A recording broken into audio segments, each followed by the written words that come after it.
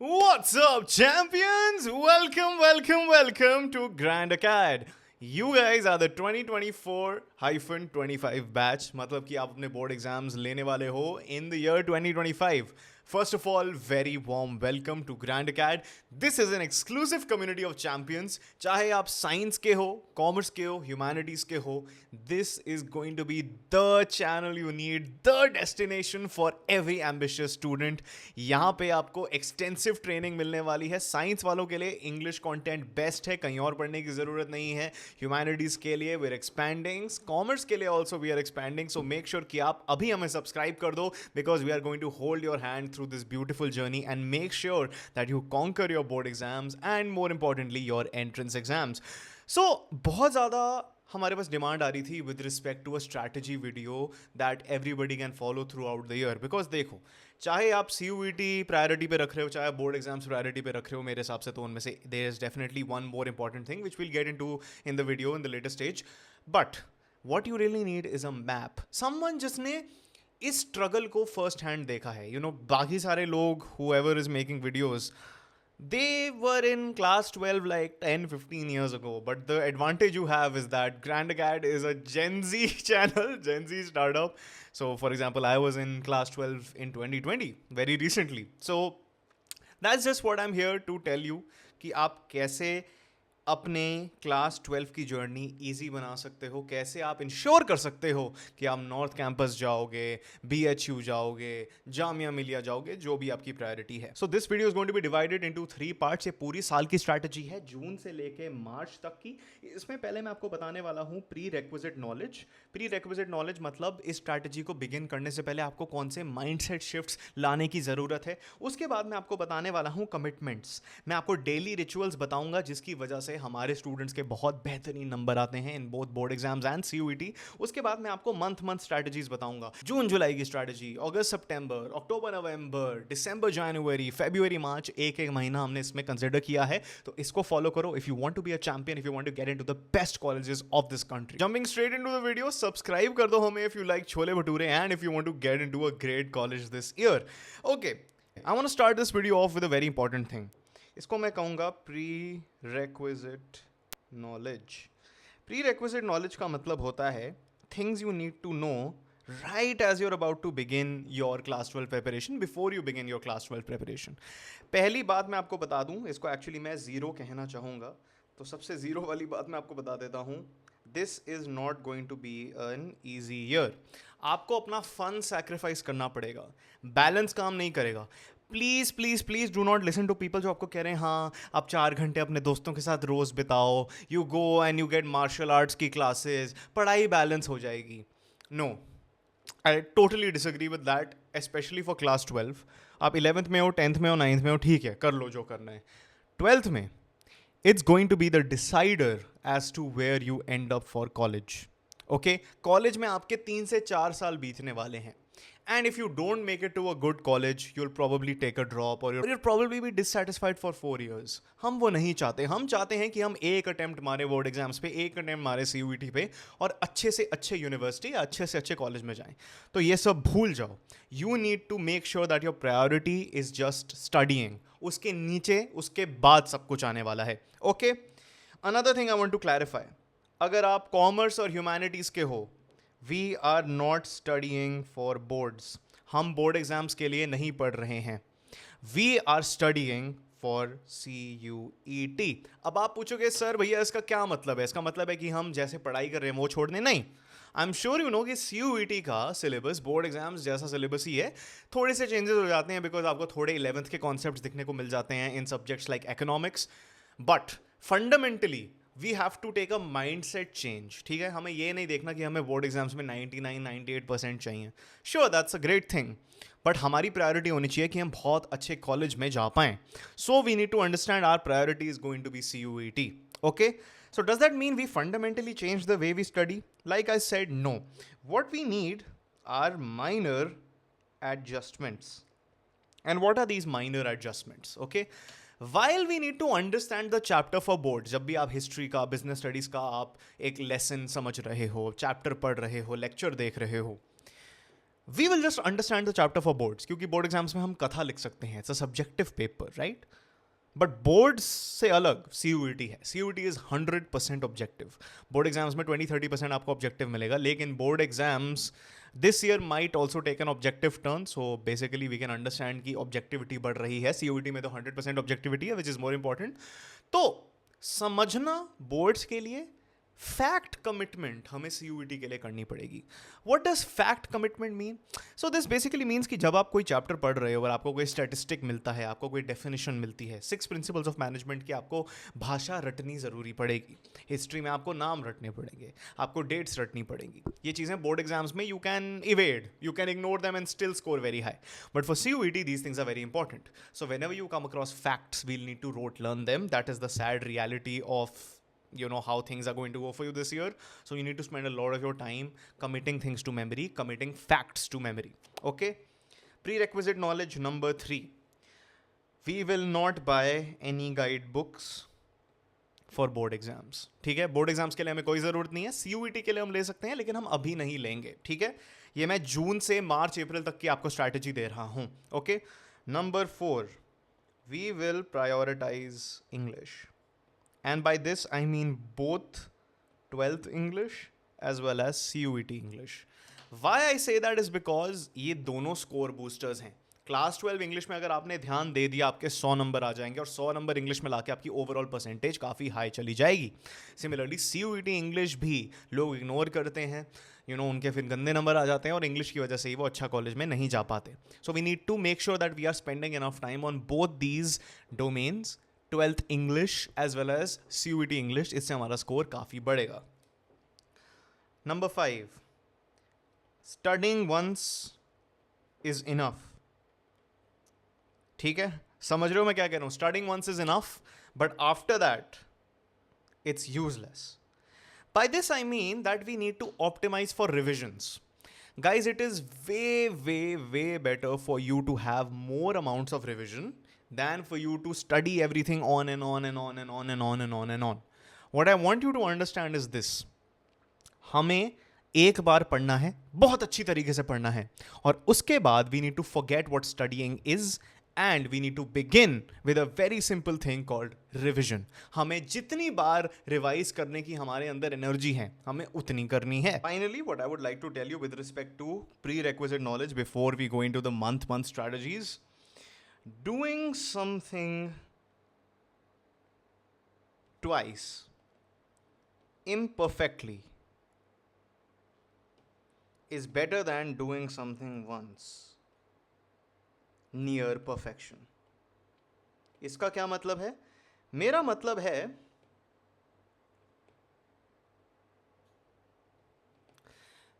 है कि if you look at learning की साइंस, कि दिमाग में कैसे हम चीज़ें रिटेन करते हैं, कैसे हम अंडरस्टैंड करते हैं चीज़ों को, research has proven time and time again that what we really need is to repeat. चाहे हम वो इम्परफेक्टली कर रहे हैं, चाहे हम वो परफेक्टली कर रहे हैं, that doesn't matter. What we need to do is to make sure that we are doing things more often rather than doing something once and forgetting about it.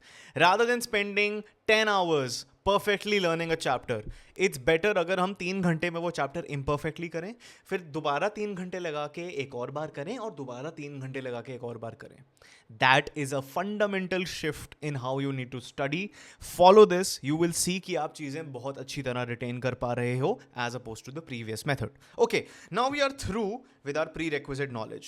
Now what do we need to get at? We need to get at commitments. अब commitments का क्या मतलब है? मतलब ये rules हैं जो आप ब्रेक नहीं कर सकते अगर आप चाहते हो एक अच्छा CUET स्कोर, एक अच्छा बोर्ड एग्जाम्स का स्कोर. ठीक है? We need to commit to this. These are daily rituals. ठीक है? ये हमें रिलीजियसली फॉलो करने हैं. Number 1, 10 minutes of CUET English a day. ठीक है? हमें रोज सिर्फ 10, मैं तो कहता हूँ 5 मिनट भी काफ़ी हैं. रोज 5 से 10 मिनट आप CUET इंग्लिश को दो. कॉन्सेप्ट्स को लर्न करो, अंडरस्टैंड करो. आपको डिस्क्रिप्शन में 2 बुक्स मिल जाएंगी जो मैं आपको रेकमेंड करूंगा, अभी भी खरीद लो. We also have a very detailed CUET English crash course. हम पूरे साल से अपडेट करते रहेंगे. आप उसे भी एनरोल कर सकते हो, उसमें भी एनरोल कर सकते हो. Link is in the description. 2 किताबें हैं. एक है रेन एंड मार्टिन और एक है वर्ड पावर मेड इजी। आप दोनों को ले लो और उसको लर्न करना शुरू कर दो। In addition, or even if you want to replace that completely, I would say I'm an English honors graduate, so I am pretty good at this stuff. हमारा एक इंग्लिश का कोर्स है CUET के लिए और 12th के लिए भी अवेलेबल है। आप दोनों डिस्क्रिप्शन में देख सकते हो, वेरी बेनिफिशियल। ठीक है। Number 2, if we are taking GT, अगर हम जनरल टेस्ट ले रहे हैं CUET में, बिकॉज मोस्ट यूनिवर्सिटीज़ के लिए आपको GT चाहिए। कॉमर्स और ह्यूमैनिटीज़ में बहुत कम दिल्ली यूनिवर्सिटी के कोर्सेज में एटलीस्ट चाहिए होता है, BBA FIA BMS के लिए चाहिए होता है। बट अगर आप GT ले रहे हो, रोज़ के एटलीस्ट हमें से 30 मिनट तो देने ही हैं। ठीक है। Number 3, very important guys, we need to pick 1+3 subjects. ठीक है। इसका क्या मतलब है? सो आपको अब 3 सब्जेक्ट पिक करने हैं। 1+3 क्यों लिखा है आप पूछोगे? That is because 1 here is English. इसका मेरा मतलब है चाहे CUET इंग्लिश हो, चाहे बोर्ड एग्जाम इंग्लिश हो, ये हमारे स्कोर में रहना चाहिए, ये हमारा मेन सब्जेक्ट रहना चाहिए, बिकॉज इससे नंबर बहुत बढ़ जाते हैं। CUET में दिल्ली यूनिवर्सिटी के लिए आपको सिर्फ 3 डोमेन चाहिए होते हैं इन एडिशन टू इंग्लिश। ठीक है, तो इंग्लिश तो हो ही गया। 3 सब्जेक्ट ले लो जो आप प्रायोरिटी पे पढ़ने वाले हो।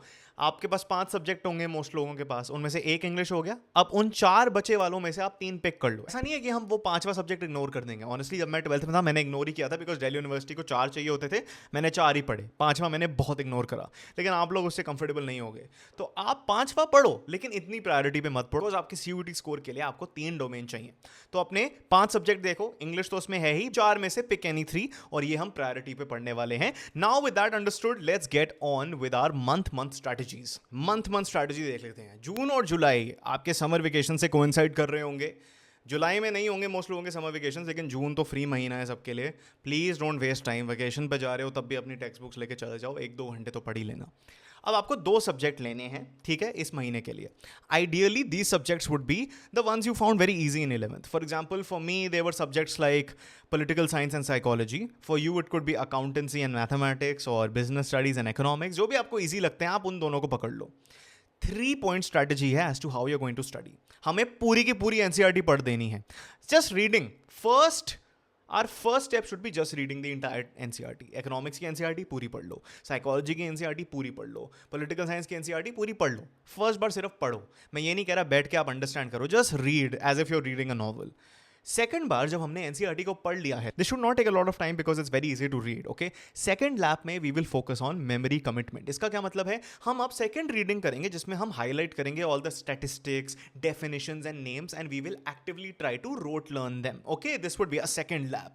थर्ड लैप के लिए we will read and revise through recall. For example, जो हमने फैक्ट्स हमने अंडरलाइन करे हैं, जो हमने चीज़ें लर्न करी हैं, उसे हम दिमाग में सोचेंगे। After we read it for the second time, we gonna close and recall the entire chapter. इससे हम कहते हैं एक्टिव रिकॉल। आप फ्लैश कार्ड्स बना सकते हो, मेमोरी कार्ड्स बना सकते हो दिमाग में, और you can just open a blank page. ठीक है, ब्लैंक पेज निकालो and just write down everything you know about the chapter. ये तीसरी बार हम करने वाले हैं। इसके बाद what you can do is, आप रीडिंग से बोर हो जाओगे, पढ़ने से बोर हो जाओगे, but you can start watching lectures wherever you want. You can join our courses, और हमें सब्सक्राइब भी कर सकते हो क्योंकि हम लेक्चर्स भी डालने वाले हैं for English, commerce and humanities. So give us a subscribe. This is going to be what you gonna do in June and July. Let's look at August and September में हम क्या करने वाले हैं। देखो, अगस्त से सितंबर में हमें कोई एक्टिव पढ़ाई नहीं करनी अवे फ्रॉम स्कूल। आप आ रहे होगे अगस्त सितंबर में, you gonna be in school, busy with school, आपके तो हाफ ईयरलीज भी इसमें हो रहे होंगे, तो हम कुछ आउटसाइड ऑफ स्कूल नहीं करेंगे। हमने 2 सब्जेक्ट्स तो देखो एक्टिवली प्रिपेयर कर ही लिए हैं। हम स्कूल रूटीन फॉलो करेंगे, ठीक है। We will prioritize those 2 subjects and we will keep revising them. लेकिन जो बाकी के सब्जेक्ट्स हैं उसमें हम स्कूल के सिलेबस, स्कूल की सारी पेस के साथ चलने वाले हैं। हाफ ईयरलीज अच्छे से देंगे। हमारे जो 2 सब्जेक्ट हैं उसमें हम एम करेंगे कि हम नियर फुल मार्क्स ले आएँ, ठीक है। CUET centric courses and books you can start purchasing after your half yearlies are done, and voila, you are on a very good track, way ahead of the competition. Okay, October and November में we will do the same things we did in June and July, but this time we will pick the leftover 2 subjects. हमने 2 subject की तैयारी कर ली जो main subject थे हमारे। अब मैंने आपको कहा था ना 1+3, तो इसमें you have to pick the subject you value more. For example, अगर हमारे पास था इंग्लिश, वो तो मैं आपको कह रहा हूँ रोज आप 10-10 मिनट दे के पढ़ सकते हो, ठीक है। 12th का और CUET का भी, ठीक है। वो हमारा कोर्स ज्वाइन करो तो और भी जल्दी आपका ख़त्म हो जाएगा, ठीक है। फॉर एग्जांपल, अगर आप एक कॉमर्स वाले हो, आपके पास BST है, आपके पास इको है, आपके पास अकाउंट्स है, आपके पास मैथ्स है, हमने अकाउंट्स और मैथ्स जून जुलाई में कर लिया, अब हमारे 2 बचे हैं बीएसटी और इको। इसमें से एक प्रायोरिटी पे रख लो, बिकॉज हमें पता है कि ड्यू के लिए मोस्टली हमें 3 सब्जेक्ट ही चाहिए। तो बीएसटी एंड इको में एक प्रायोरिटी पे रखो, लेकिन हम पढ़ेंगे दोनों, लेकिन एक पे ज़्यादा ध्यान देंगे। सो वही करो, pick the left over 2 subjects, ठीक है, pick the left over 2 subjects, read the text books like I told you, memory commitment, recall, reading, revision, और फिर लेक्चर्स देखो, कोर्स ज्वाइन कर लो। This time it will be easier for you to cover these 2 things, because आपने ये school में भी बहुत बार पढ़ा होगा, आपके प्री बोर्ड्स भी आ रहे होंगे, तो आपने ज़्यादातर ये चीज़ें कर ली होंगी इस टाइम तक। So you will have a very very big head start, but this time we will focus on doing this things to perfection, so we make sure कि हमारा ये बहुत अच्छी तरीके से हो जाए ये 2 सब्जेक्ट। ओके, तो अब आ जाता है हमारा दिसंबर एंड जनवरी। देखो, दिसंबर एंड जनवरी में यूनिवर्सली प्री बोर्ड चल रहे होते हैं। अब आपका प्री बोर्ड टाइम आ चुका है, बट अब तक हमने जनवरी तक जो पढ़ाई करी है, इससे हमारी सीयूईटी इंग्लिश और 12th की इंग्लिश बहुत ज़्यादा स्ट्रांग हो जानी चाहिए आइडियली, बिकॉज हम रोज़ 10 मिनट 5-10 मिनट तो दे ही रहे हैं, ठीक है। या फिर अगर आप जीटी दे रहे हो, मैंने आपको कहा रोज 30 मिनट दो, तो अब you would be in a very comfortable position. अगर आपने ये सब करा है, आपके 200 और 200 दोनों में सीयूटी में बन जाएंगे। बट अब छोड़ दो, अब सीयूटी की पढ़ाई छोड़ दो फॉर द नियर फ्यूचर, ठीक है। प्री बोर्ड्स आ रहे हैं, keep revising other subject. This would be like your 4th और 5th revision of a particular subject at this time, but हमें अब सारे सब्जेक्ट्स अच्छी तरह से रिवाइज करना शुरू करना है। इंग्लिश को इग्नोर करो अभी के लिए। बाकी जो आपके 4 मेन सब्जेक्ट्स हैं, history, political science, psychology, home science, accounts, business studies, economics, mathematics, physics, जो भी है, चीज में हमें मास्टरी लानी है, हमें रिवाइज करना है with might. Revise with might, ये आपका मंत्र होना चाहिए, because now is the time की बोर्ड एग्जाम्स बहुत जल्दी जल्दी आ रहे हैं और हमें प्री बोर्ड्स भी बहुत अच्छी तरीके से देने हैं, सो दैट वी अंडरस्टैंड हम कहां पे सिचुएटेड हैं। प्रैक्टिकल्स भी आ रहे होंगे, तो सीयूईटी को बिल्कुल इग्नोर करो। अपने प्रैक्टिकल फाइल्स बहुत अच्छी तरीके से बनाओ, अच्छी तरीके से अपने प्रैक्टिकल्स दो, and make sure that you are on your path to scoring great marks. Okay, तो अब आगे है ये ब्यूटीफुल सी डेस्टिनेशन February/March, जिसमें आपके बोर्ड एग्जाम्स होंगे। इसमें आप इजीली 2-3 और रिवीजन लगा सकते हो पर सब्जेक्ट। तो by the time you sit for your board exams, आप देख ही रहे हो इस स्ट्रैटेजी की वजह से 6-7-8 बार आप एक सब्जेक्ट को पढ़ चुके होगे। कोई डाउट ही नहीं है कि आपके मिनिमम मार्क्स 95 आने वाले हैं, या फिर 96, 97, 98, 99, 100। तो भाई 95 to 100 की रेंज तो आपकी गारंटी हो जाती है। और आपकी सीयूईटी की भी बहुत बढ़िया तैयारी हो चुकी है बाय दिस टाइम। जब बोर्ड एग्जाम्स आपके खत्म हो जाएंगे, तब आप 5 दिन की ब्रेक लेने वाले हो, या फिर 7-8 दिन की, जैसे भी आपको मन करे, and then you get straight into CUET mode. Do not slack. हमें ये नहीं सोचना कि हमने बोर्ड एग्जाम अच्छी तरीके से दे दिए तो अब सीयूईटी भाड़ में जाए, नहीं। सीयूईटी फाइनल बॉस है। जो हमारा बोर्ड एग्जाम है वो बस एक पड़ाव है गाइस, ठीक है। CUET is the final boss, the more important boss. हमें उसे कॉन्कर करना है, या फिर जो भी आप एंट्रेंस एग्जाम दे रहे हो उसे भी कॉन्कर करना है। तो गाइस, ये स्ट्रैटेजी है, सब्सक्राइब करके रखो। हर महीने हम इस स्ट्रैटेजी को इनेबल करेंगे आपके लिए। लेक्चर्स आने वाले हैं, स्टडी कंटेंट, कोर्सेज, सब कुछ आने वाला है, तो make sure that you subscribe. Alright, till next time, keep winning you champions. Follow करोगे तो जीतोगे।